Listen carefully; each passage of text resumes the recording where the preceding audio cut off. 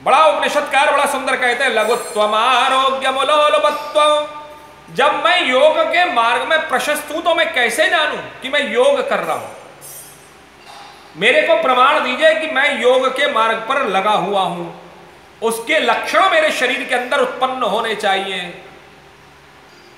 तो यहां बड़ा सुंदर कहा गया, उपनिषदकार कहते हैं कि जब आप योग के मार्ग पर चलते हैं तो क्या होता है कि लघुत्वम आरोग्यमुलोलुपत्वम, बोले आपका शरीर हल्का होने लगता है?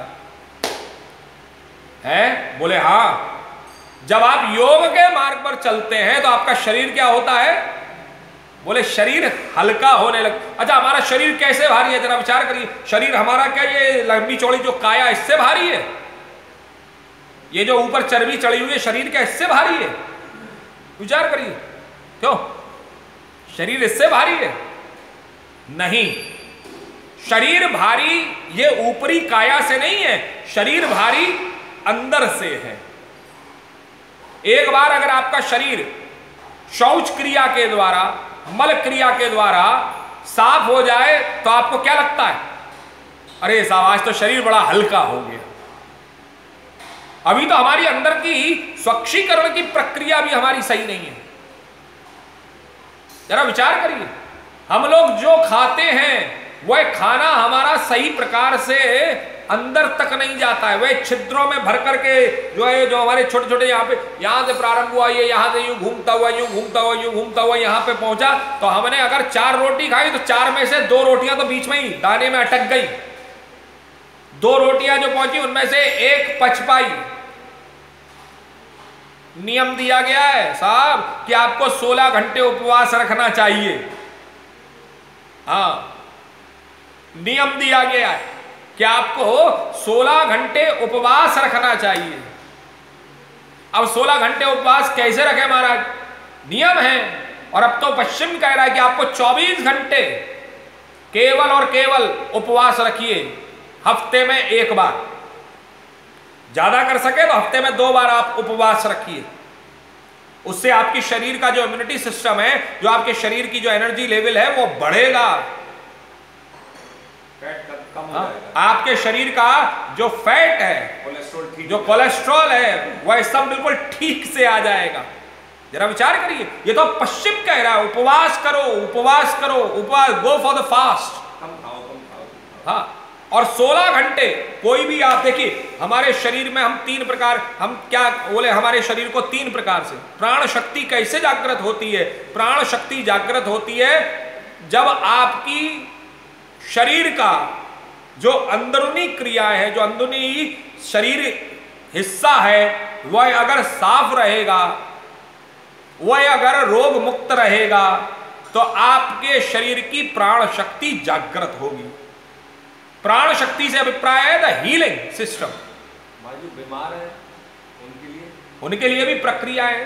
प्रश्न होता है लोगों का, हम बीमार हैं तो हम क्या करें? तो उनके लिए कम भोजन, उसमें डाइट सिस्टम दिया गया है। आप जैसे नवरात्रि में व्रत रहती हूँ, अब मैं उस समय मेरे को दवाई लेनी है, अब उसका क्या उपाय महाराज?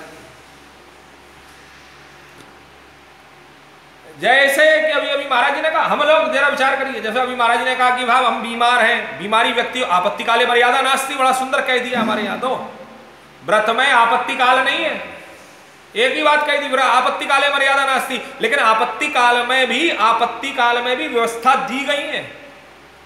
व्रत में क्या करना चाहिए? बोले पहले तो आप विचार, उसमें केवल और केवल आप जल तत्व को ही ग्रहण करें। देखिए, हमको भोजन में 3 प्रकार का हमको प्रयास करें। देखिए, आप जो फल इत्यादि लेते हैं ये पचने में 6 घंटा लेता है। आप फल आदि जो कुछ भी आप खाते हैं ये पचने में 6 घंटा लेता है। जो आप सब्जी खाते हैं वो 8 घंटा लेता है, और जो आप अन्न खाते हैं वो 16 घंटा लेता है। और न माने तो आप देख लीजिए, पता करिए आप शरीर में अन्न, हमारी स्थिति क्या है? हमने सुबह डाला ब्रेकफास्ट के रूप में, फिर दोपहर के 2 बजे यार फिर भूख लगी आई, फिर हमने अन्न डाल लिया। अभी वो पहला वाला ही नीचे तक नहीं पहुंचा है। अभी तो पहला वाला ही जो अन्न है वह नीचे नहीं पहुंचा है, और जब वो नीचे नहीं पहुंचा है तो स्थिति क्या है कि उसे नीचे वाले के ऊपर और ऊपर से धकेल दिया। अब फिर शाम के फिर वो आई तो इवनिंग टी हो गई, अब चाय के साथ में कुछ होना चाहिए, वो चाय समाप्त हुई शाम के 6-7 बजे, फिर उसके रात का भोजन लाओ भाई 9 साढ़े 9 बजे लाओ, फिर तैयार। हमने पेट को धर्मशाला बना दिया है आज के समय, जरा विचार करिए। और नियम के अनुसार जब तक पहला भोजन ना पचे तब तक दूसरा ग्रहण नहीं करना चाहिए, और जब पहला कब पचेगा जरा विचार करें। हमारे यहाँ जो है योग उसके अंतर्गत में स्पष्ट दे दिया, श्वेताश्त्र उपनिषद, उसमें स्पष्ट कह दिया लघुत्वम आरोग्यमुलोलुपत्तम। बोले योग का पहला लक्षण क्या है? बोले आपका शरीर हल्का होने लगेगा। शरीर हल्का होने से अभिप्राय कि भारी से भारी व्यक्ति भी जब उसके अंदरूनी व्यवस्थाएं उसकी बिल्कुल साफ हो जाएंगी तो उसका शरीर हल्का हो जाएगा। हमारा जो वजन है वो वजन बाहर के शरीर से नहीं बढ़ता, हमारा वजन अंदर की जो हमारे इंटेस्टाइन की। देखिए अच्छा आपके पेट में अगर कुछ रखा हुआ है या आपकी छाती पर आपके सीने में आपने कुछ खाया और वो रखा हुआ है तो आपका मन क्या होगा? मन अच्छा होगा?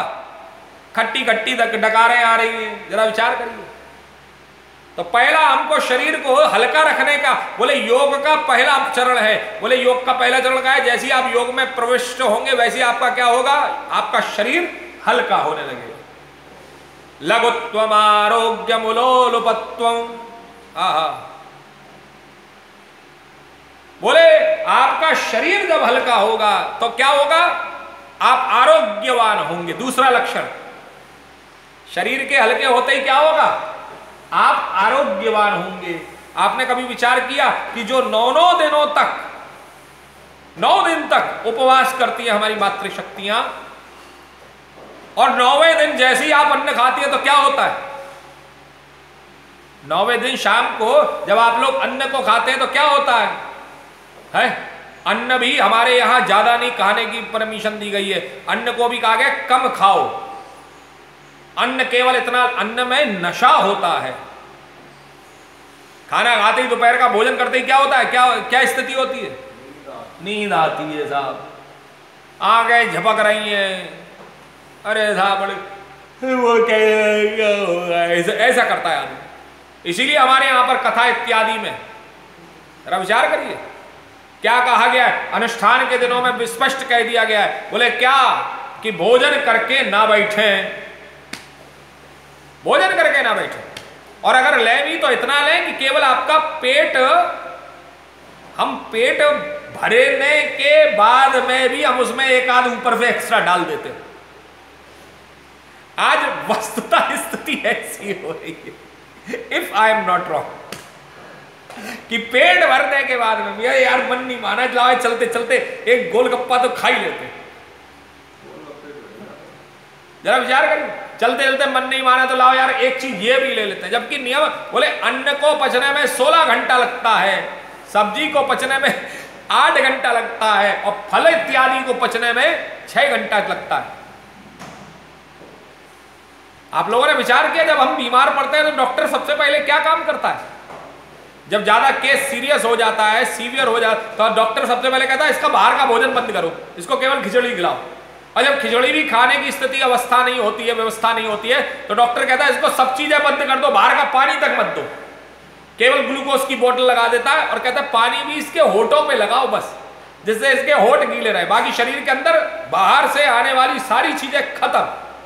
पहले इसका अंदर का जो सिस्टम है उसको हमको साफ करना है। लघुत्वम आरोग्यमुलोलुपत्वम गंध शुभो मूत्र पुरोष लब्धम। हाँ, गंध शुभो स्वर सौष्ठवंच, बड़ा सुंदर कहा गया है। पहला व्यक्ति जो हल्का हो जाता है, आरोग्यता को प्राप्त होता है, योग में लगा हुआ व्यक्ति, और व्यक्ति के शरीर में से गंध शुभो, शरीर के अंदर में से जो गंध निकलती है, जो योग को करने वाला व्यक्ति होता है उसका पसीने में बदबू नहीं होती, उसके पसीने में जो है नमकीनपन नहीं होता, उसका पसीना अगर आंख में, ये हमारे शरीर की भी अवस्थाएं अलग अलग हैं। हमारा पसीने में बदबू कब आती है? कभी आप लोगों ने विचार किया? जब हमारा आहार बिगड़ जाता है। हमारे शरीर के अंदर से पसीने में बदबू कब आती है? जब हमारा आहार, और इसीलिए हमारे यहाँ वैष्णव लोगों ने बड़ा सुंदर, हमारे यहाँ पर आचार्यों ने ये आहार व्यवस्था की है। और आहार व्यवस्था में क्या किया गया है? बोले नमक, मिर्ची, मसाले भी हमारे यहाँ अति के नहीं होने चाहिए। भगवान का भोग लगाने का प्रावधान भी क्यों दिया गया, जरा विचार करिए। भगवान का भोग लगाने का भी प्रावधान सिर्फ इसलिए दिया गया है कि जब आप भगवान को भोग लगाएंगे तो भगवान को भोग लगाने के पीछे आपके अंदर में यह भावना रहेगी कि भगवान को कहीं मिर्च ज्यादा ना लग जाए, तो भोजन में आप मिर्ची कम डालेंगे। भगवान को कहीं कोई चीज ज्यादा नमकीन ना पहुंच जाए तो आप नमकीन भी, मतलब हर चीज समुचित सम मात्रा में रखी जाएगी। और जब ऐसा वस्तु का भोग भगवान को धारण कराए, हमारे यहां तो चखनी सेवा आज भी होती है, आज भी मतलब हर घर में होती है लगभग, केवल हमारे यहाँ नहीं, हर घर में होती है। माताएं स्त्रियां क्या करती हैं, जब घर में कोई मेहमान आने वाला होता है तो क्या करती है, एक चम्मच निकालती है, चम्मच निकाल कर उस चख के देखती सही बना है या नहीं बना है। इसको आप क्या कहेंगे? ये भी चखनी सेवा। लेकिन इस चखनी सेवा में केवल एक अशुद्धता कब होती है कि आपने जैसी चखा, चखने के बाद में आप उसे बाहर नहीं करती बल्कि आप उसे अंदर ले जाती हैं, तो ये झूठा हो जाता है। अंदर जैसे ही गया वैसे ही झूठा हो गया। और यहां पर बड़ा सुंदर भाव दिया गया है कि गंध शुभौ, स्वर सौष्ठवंच, हमारे शरीर के अंदर से निकलने वाली जो गंध होती है, जो हमारे शरीर के अंदर से बाहर निकलने वाला जो कुछ भी गंध होती है वो कहती, बोले शुभ हो जाती है, अच्छी हो जाती है। व्यक्ति को अगर पसीना आता है तो पसीने से उसके बदबू नहीं आती, उसका पसीना महसूस नहीं होता। हमारे और आपका पसीना कैसा होता है, जरा विचार करिए। हमारा और आपका पसीना नमकीन होता है, कभी कभार मुंह में चला जाए ना तो हमको नमकीनपन लगता है, हमारा और आपका पसीना। लेकिन वस्तुतः पसीना जो योग में लगे रहते हैं, जिनका आहार विहार शुद्ध होता है, उनके पसीने में जो है नमकीनपन नहीं होता है, हल्की सी मिठास होती है। स्वर सौष्ठवंच, बोले योग में लगा हुआ व्यक्ति केवल उसके पसीने में बदलाव, उसकी गंध में बदलाव नहीं होता, अपितु उसके स्वर में भी, स्वर सौष्ठवंच, उसका स्वर भी बड़ा सुंदर हो जाता है। वह जब बोलता है तो बोलने में ऐसी मिठास यही लगता है ये बोलते रहे बस, कुछ समझ में आ या ना है, लेकिन नहीं साहब, हमें इनको सुनते रहना बड़ा अच्छा लगता है। मूत्र परो, बहुत सारी व्यवस्थाएं दी गई है, उसमें अल्प मात्रा में मलमूत्र निकलता है। योग प्रवृत्तिम प्रथमाम वदंती, ये योग की जो प्रवृत्ति है, ये पहली प्रवृत्ति, पहला लक्षण योग का, ये शरीर के अंदर घटित होता है। अब आप लोग देखिए आपके शरीर के अंदर है क्या, यह जो योग की स्थिति है, ये वस्तुतः ये सब हमारे अंदर है क्या, और अगर है तो हम योग के मार्ग पर प्रवृत्त हैं।